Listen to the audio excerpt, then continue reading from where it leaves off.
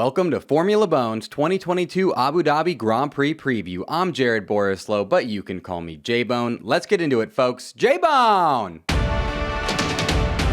Our first order of business today is getting to know the Abu Dhabi Grand Prix and its circuit, the Yas Marina Circuit. The Abu Dhabi Grand Prix is a relatively new race, having been first run as a Formula One World Championship event back in 2009. The 2009 Abu Dhabi Grand Prix was the first ever twilight race in Formula One's history, with the race starting when it was still light out and ending at night, with the floodlights at the circuit being on the whole time so as to make it a seamless illumination transition for the drivers. Every single Abu Dhabi Grand Prix since has also been a twilight race. The Abu Dhabi Grand Prix was the final Grand Prix of that 2009 season, and it has been the final Grand Prix of every season since, aside from 2011, 2012, and 2013, where the Brazil race weekend finished the season just as it had before the arrival of Abu Dhabi on the calendar. Here are 3 Abu Dhabi Grand Prix fun facts. Fact 1, the 2014 Abu Dhabi Grand Prix was the only race in Formula One history to award double points. The FIA wanted to experiment with spicing up championship battles at the end of the season, so it was decided that the final race of the 2014 season, the 2014 Abu Dhabi Grand Prix, would award double points to all top 10 finishers. This led to some pretty wild scenarios, such as P1, achieved by Lewis Hamilton, rewarding 2 normal race wins worth of points, P4, rewarding just 1 point less than a normal race win, and P5, rewarding more points than a normal P2 finish. If the double points system was not in place for that race, Lewis Hamilton would have only needed to finish in the top 6 to guarantee himself the 2014 World Drivers' Championship over his teammate Nico Rosberg. Because of the double points system, however, Lewis needed to finish in the top 2 to guarantee himself the championship, which he, of course, did, but it definitely made it a lot more exciting. And I have to say, as a fan of chaos, I'm not totally out on F1 bringing back one double points race per year. Fact 2, there have been 13 Abu Dhabi Grand Prix, and combined, Lewis Hamilton and Sebastian Vettel have won an absurd 8 of those 13 races. They also have an additional 9 Abu Dhabi podium finishes between them, not including those 8 P1 finishes, meaning of the 13 Abu Dhabi Grand Prix, Hamilton and Vettel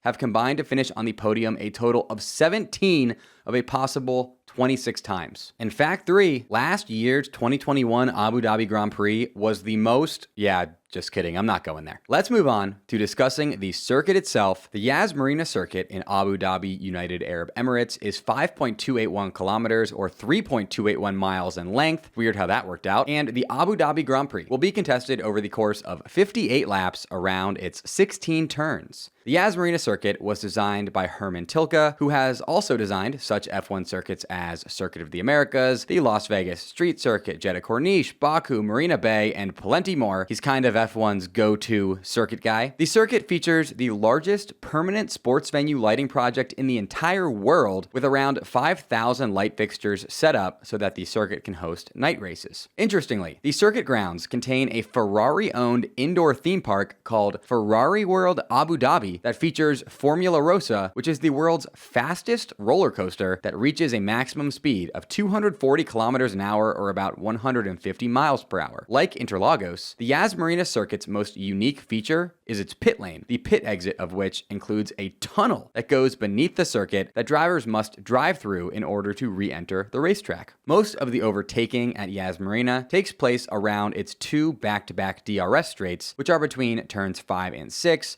and turns 7 and 9, with just a singular low-speed chicane between them. These 2 straights each feature their own DRS detection zone rather than sharing one, which will mean that drivers who attack and overtake on that first DRS straight will then need to defend a re-overtake on the following one. For tire compounds at the 2022 Abu Dhabi Grand Prix, Pirelli have opted for the softest compound range, the C3 hards, C4 mediums, and C5 softs. Pirelli Motorsport Director Mario Isola had this to say about their choice, quote, "At Abu Dhabi, a truly thrilling season comes to an end. Last year's modifications to some of the straights and corners on the Yas Marina track have made the circuit faster, balancing the longitudinal and lateral demands on the tires, whereas previously it was more about traction and braking. Despite these changes to the layout, there is still going to be a lot of attention paid to the rear tires in order to guarantee the best traction over long stints." On the Tuesday after the Abu Dhabi Grand Prix, the 2023 slick tires will be tried out during a full day of testing, where the teams will be able to decide their run plans as well as which drivers to use, race drivers or young drivers, end quote. Ambitious hiring goals for the last quarter of 2022 with a powerful hiring partner. Big goals are no big deal. You need Indeed. Indeed is the hiring platform where you can attract, interview, and hire all in one place. Instead of spending hours on multiple job sites searching for candidates with the right skills, Indeed's a powerful hiring partner that can help you do it all. Find great talent faster through time-saving tools like Indeed Instant Match, assessments, and virtual interviews. Hate waiting? Indeed's US data shows over 80% of Indeed employers find quality candidates whose resume on Indeed matches their job description the moment they sponsor a job. One of the things I love about Indeed, and one of the reasons we'll be using it for our next hire here at Bolen Media, is because Indeed Instant Match is such a powerful hiring tool. Sponsor a job and boom, Instant Match shows you candidates whose resumes on Indeed fit your job description immediately after you post, so you can start hiring fast. Start hiring now with a $75 sponsored job credit to sponsor your job post at Indeed.com/FBone. Offer good for a limited time, so claim your $75 credit now at Indeed.com/FBone. Indeed.com/FBONEFBone. Terms and conditions apply. Need to hire? You need Indeed. Next up, here are some reasons why you should still care about and watch the 2022 Abu Dhabi Grand Prix race weekend. First and foremost, it will feature retiring F1 legend Sebastian Vettel's final Grand Prix. This is not financial advice, but I recommend you buy a big sack of onions right now so that you can cut them all weekend long and then blame all the tears you're going to cry on the onion cutting, because this is going to be one emotional weekend, folks. Second, the battle for P2 in the World Drivers and Constructors Championships both come down to this race weekend. After that rude stunt that Max pulled in Brazil, Checo and Leclerc are entering the final race weekend of the F1 season tied at P2 in the World Drivers Championship. So whichever of them finishes the race weekend with more points will be this season's second place driver, unless both of them DNF and George Russell wins the Abu Dhabi Grand Prix with the fastest lap, in which case, incredibly, George Russell would finish the season as 2022's second place driver. George just got P1 and the fastest lap in Brazil, so who's to say he can't go back to back? And as far as the World Constructors Championship is concerned, Mercedes currently trail Ferrari by 19 points as both teams strive to finish the season as the runner-up team. It's looking like Ferrari's P2 to lose, but all it would take is one Ferrari DNF to really shake things up, and we've seen quite a few of those this season. And finally, you should watch this year's Abu Dhabi Grand Prix race weekend because it will determine whether or not we have an American driver on the grid next season. American Logan Sargent, who drives for F2 team Carlin and is in the Williams Academy, has already been promised Williams' second F1 seat for 2023, so long as he earns his FIA Super license, which completely hinges on the results of his F1 and F2 events at this weekend's Abu Dhabi Grand Prix. There are many different factors at play right now that could impact how many super license points that Logan earns in Abu Dhabi as he strives to get the 40 that he needs. As it stands, as long as Logan's Williams FP1 drive in Abu Dhabi goes well, and he also doesn't receive any penalty points this weekend, he should only have to finish in the top 8 of the 2022 F2 season end standings to earn 40 total points. And seeing as he's currently in P3 with just 2 events to go, the Abu Dhabi F2 sprint race and Abu Dhabi F2 feature race, things are looking good for Logan so long as nothing crazy happens. However, this is Abu Dhabi we're talking about, so never count out something crazy happening. Next up, here are my 3 bona fide race predictions for the 2022 Abu Dhabi Grand Prix that I am about to go 3 for 3 on. Bona fide prediction number 1, Sebastian Vettel will finish in the points in his final Formula 1 race. It's the only way he could possibly go out, folks. It just is. Also, Sebastian Vettel has always driven exceptionally well at Yas Marina, winning the inaugural race there in 2009, following it up with another win in 2010, and then winning once more there in 2013, not to mention his numerous P2 and P3 podium finishes there as well. Here's to hoping that Seb's Abu Dhabi final race goes better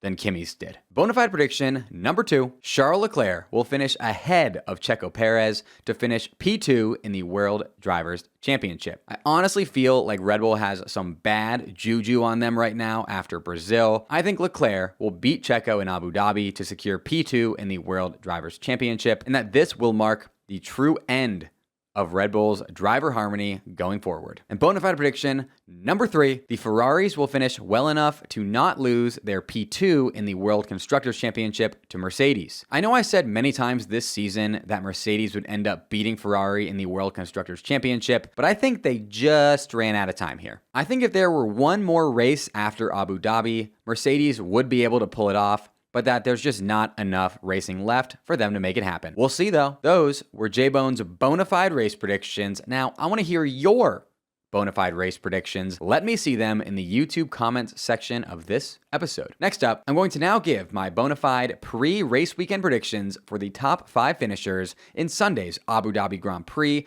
with zero reasoning nor explanation. P5, George Russell. P4, Checo Perez. P3, Lewis Hamilton. P2, Charles Leclerc, and P1, Max Verstappen. That's it for today's episode of the Formula Bone F1 show. If you enjoyed the show and are able to, I'd really appreciate it if you bought a piece of Formula Bone merch available now on bolenmedia.com/shop. For Formula One updates between now and my Abu Dhabi Grand Prix recap episode next week, be sure to join over 950 members of the Bone Brigade in the Formula Bone Discord server via the invite link in the description of this episode. Also, be sure to follow me on social media at Formula Bone, where I post F1 updates all the time, as well as at my real name, Jared Borislow. Until next time, folks, J-Bone!